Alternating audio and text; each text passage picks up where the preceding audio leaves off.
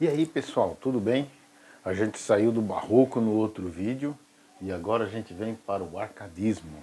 Mas antes de tudo, dê o seu like, compartilhe, segue a gente aí, tá bom? E faça comentários no vídeo. A gente viu no vídeo passado, tá? Sobre o barroco no Brasil. E só para vocês lembrarem, o que acontece sempre assim que acontecia era aparecia algum movimento, tá, na Europa. Esse movimento ia para Portugal, tá?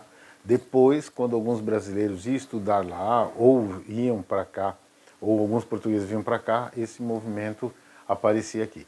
Então a gente vai ver o arcadismo, tá? Que é lá no século 18, eu coloquei 1700, mas 1701, tá? No século 18 é que ele começa, tá bom? O que é o arcadismo? O arcadismo é conhecido como neoclassicismo ou setecentismo, tá bom? Surgiu no continente europeu no século 18, durante a época de ascensão da burguesia. A burguesia ela começa já a ceder já no humanismo, né? Lembra que antes, no período do trovadorismo da Idade Média, quem mandava ali era o clero, era o nobre, mas aí a partir do humanismo, com o comércio, a burguesia começa a ter sua ascensão, tá bom? E aqui, ó, começa a ter os valores sociais, políticos, religiosos, tá bom? Essa período, e assim, a gente vai começar a perceber alguns períodos assim, vem um período anterior, o período que vem depois dele, esse período ele não quer saber do que vinha, aí às vezes ele volta para o que está antes. É algo estranho, mas é o que acontece, e vocês vão ver que isso vai acontecer em todos os períodos que a gente vê de literatura, de arte, música, filosofia, tudo isso acontece, tá? Um período que veio, ele não quer saber do período anterior, e ele quer o antes desse aí. Ele começa a pegar características do que vinha antes, para aí, por exemplo, a gente está aqui no arcadismo, ele olha para o barroco e fala, nada a ver, não tem nada a ver. Eu quero antes, eu quero o classicismo, eu achava mais legal o período do classicismo. Então sempre vai acontecer isso, tá? O nome de arcadismo vem da região aqui, ó, da Arcádia, tá? Do Peloponeso, lá da Grécia, tá? Da região da Grécia aqui, esse nome que ele disse que era morada do deus Pan, na Arcádia, tá bom? Uma coisa característica dos poetas desse período, tá? Eles escreviam sobre a beleza do campo, a tranquilidade da natureza, a contemplação da vida simples. Olha o estilo diferente de vida que eles estavam levando.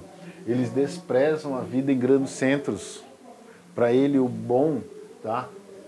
Ele não quer a vida agitada. Eles querem uma vida tranquila, eles querem uma vida calma. E por conta disso, eles começam a usar pseudônimos, que são apelidos, de pastores latinos. Porque a região que a gente viu aqui, tá, de Arcádia, eles diziam assim que moravam pastores poetas. Então moravam os pastores poetas, aí eles querem ser poetas igual esses pastores dessa região eram. Então eles começam a fazer, tá? O pseudônimo deles são pseudônimos de pastores gregos ou latinos, tá? Vocês vão perceber tudo isso. Essa turma quer uma vida mais tranquila, quer uma vida mais calma, tá? Eles não querem agitação, por isso que mesmo nas imagens você vê aqui, ó, a região da Grécia, as musas, tá? Você vai ver ter expressões em gregas, tá? Expressões sobre deuses gregos. Então você tem as musas, tem os elfos, tá? Tudo isso aí que incentivam eles que mexem na poesia. Qual é o contexto histórico que tem aqui esse período, tá? A gente tem aqui como contexto histórico o Iluminismo, o movimento intelectual filosófico que iniciou em 1715. Iluminismo foi aquele período da Idade das Luzes, tá? Vocês ouvem isso em história. Foi no final do século, lá para o século XVII, início do século XVIII, tá? Eles tinham duas coisas importantes, tá? Que era razão e ciência, tá bom? Isso que eles falavam, que era esses aspectos que tinha. Então esse movimento mexeu com ideias políticas, tá bom? E eu vou fazer aspas aqui. Toda vez que eu falar para você de arte, de música, de filosofia, é só para você entender. Eu estou falando básico do básico do básico. Eu não sou especialista na área, é só para você entender o momento em que você estava passando, tá bom? Eu não sou, tá? História, tudo isso é para você entender o momento, para você poder entender a literatura, tá bom? Então, esse movimento, com essas ideias, ele mexeu na política, tá? E com isso aí, a gente teve a influência dele, a Revolução Francesa, tá? Liberdade, igualdade e fraternidade, começou em 1789, principalmente com a queda da Bastilha, tá? A queda da Bastilha, que a Bastilha era uma prisão e o povo foi lá, tá? Soltou o pessoal e foi pegar a pólvora que tinha lá, então eles derrubaram a Bastilha. A queda da Bastilha representava a queda, porque aquela prisão era o símbolo do regime francês que existia, do absolutismo. Então a queda da Bastilha, tá bom, que se deu em 14 de julho de 1789, por isso que aqui é tido como início da Revolução Francesa, a queda da Bastilha, tá? É tido como início da Revolução, tá? Então ela mudou as coisas, e tudo isso aqui é por influência do Iluminismo. Então você tem a Revolução Francesa, a independência dos Estados Unidos, tá? Que também aconteceu em 1776, que foi influenciando, é tudo influência do Iluminismo. A Inconfidência Mineira, que a gente vai falar um pouco no Barroco brasileiro, tá? Então também mexeu tudo com isso sobre o Iluminismo. E a gente tem, quais são as pessoas importantes desse período? A gente tem Montesquieu, que é um filósofo francês, e ele que trouxe a teoria da separação dos poderes, executivo, legislativo e judiciário, tá? Que ele teve essa separação.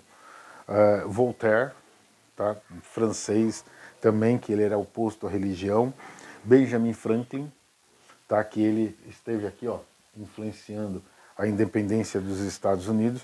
Jean-Jacques Rousseau, tá? Francês, escritor do Contrato Social. E também a gente teve Isaac Newton, tá bom? Nesse período. Então tudo isso aqui, ó, influenciado pelo iluminismo.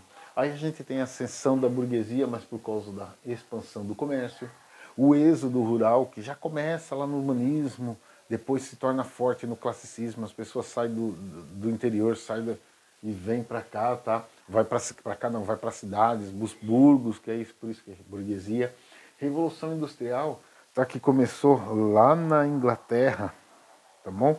Começou lá na Inglaterra, começou com o tear, depois veio o motor a vapor, veio as locomotivas. Isso mudou completamente o mundo, a forma deles ver o mundo, as formas as formas deles encararem as coisas. Imagina que antes você, vamos dizer, para ir para um lugar, o outro demorava 3, 4 dias, daqui a pouco você está demorando horas com um trem. Isso muda tudo, tá? Muda até a forma de se encarar o mundo, é diferente. Laicização, o que é laicização? Em básico, o Estado é laico, tá? Então eles começam a ter separação de Estado e Igreja, que é muito importante, deve ter mesmo. Então separação de Estado e Igreja, por isso que o Estado é laico, tá? E a gente vai ver agora, por conta disso, as características que esse período recebe depois que passar, porque a gente está no domingo, não quer passar, mas a gente tem isso agora sim. Ó, influência do iluminismo, racionalidade. Vê que no barroco eles eram muito emotivos, o homem barroco sofria demais. Aqui não, eles são racionais. Refúgio da natureza. Você já viu aquelas pessoas? Ó, valorização da vida simples. Todo mundo tem um parente que fala: quando eu me aposentar eu vou viver no interior. O que eu gosto é viver no interior. Eu quero viver no interior. Era esse pessoal aqui, tá? Volta ao clássico, toda vez que a gente fala de volta ao clássico, é voltar a ideia greco-romana, tá bom? A ideia greco-romana, isso é volta aos clássicos. Oposição ao barroco, barroco é exagerado, barroco é na linguagem, muita figura de linguagem, muita essa coisa. Aqui nada disso, eles não querem exageros, eles querem uma vida simples, uma vida tranquila, por isso que a linguagem é simples. Pseudônimos de pastores gregos e latinos, tá? Bucolismo, pastoralismo, tá? Então uma vida pastoral, uma vida bucólica, aquele negócio parado, tá? Nativismo, visão nacionalista. Aqui eles começam a visão nacionalista, visão assim, o meu país, então o francês, o inglês, o italiano, o português começa a ter um amor pelo seu país, tá? Que eles não tinham essa visão. Tanto que antes não existia um exército. Com Napoleão, começa a ter o exército. Hoje, você que tem que servir, eu tive que me alistar, você vai ter que alistar, tem que agradecer esse pessoal aí, que eles que começaram com essa ideia, tá?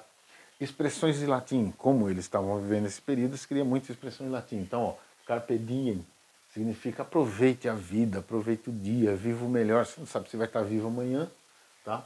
A vida é temporária, então aproveita o que você está vivendo. Aproveita esse momento. Sabe aquela frase? O melhor dia da sua vida é hoje, que é o que você tem. O passado não volta, o futuro você não sabe, então viva hoje. Locus amoenos, que significa lugar agradável, o lugar onde as pessoas possam viver em paz, ter sossego, que a gente precisa hoje. A gente vive em lugares agitados, mas ó, eles já falavam, vamos viver em paz, vamos viver tranquilidade, sossego. Fugir Uber, valorizar a vida no campo, quer dizer, fuja da cidade, fuja do urbano, vá viver no campo, vá viver tranquilo. Inutilia truncati, quer dizer assim, ó, tira o que é inútil. O barroco era exagero. O barroco carregava, tanto nas artes, na música, na literatura, excesso de figuras de linguagem, de contraste. Aqui não. Viva simples, tira o que é inútil, serve, tudo bem, não serve, acabou. Áurea mediocritas, que é a expressão, o homem mediano é aquele que alcança a felicidade. Tá?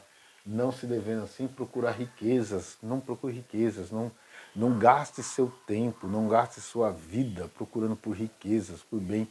Aproveita a vida que você tem, tá? Aproveita a família. E se a gente pensar bem, esses pensamentos deles é muito bom, ainda mais que a gente está vivendo num período de tanta agitação.